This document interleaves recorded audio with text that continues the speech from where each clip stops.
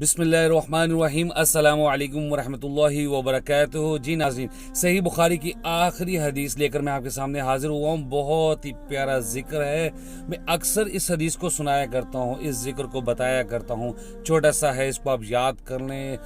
اس کے بارے میں آتا ہے کہ حضرت ابو ہریرہ رضی اللہ عنہ سے روایت ہے کہ رسول اللہ صلی اللہ علیہ وسلم نے فرمایا، دو ایسے کلمات ہیں جو زبان پر بہت ہلکے ہیں لیکن قیامت کے دن ترازو میں ان کا وزن بہت زیادہ ہوگا، بہت وزنی ہوں گے، بہت بھاری ہوں گے۔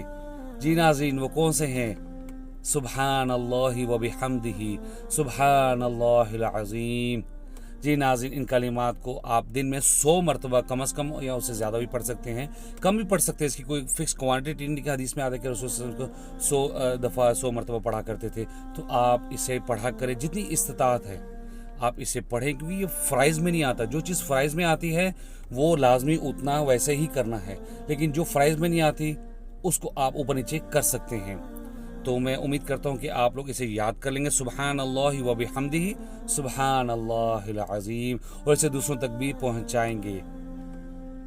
امید کرتا ہوں کہ آپ کو اس ویڈیو سے فائدہ پہنچا ہوگا۔ انشاءاللہ نیکسٹ ویڈیو میں لوں گا نیکسٹ ریمائنڈر کے ساتھ۔ تب تک لیے مجھے اجازت دیجیے۔ السلام علیکم ورحمۃ اللہ وبرکاتہ۔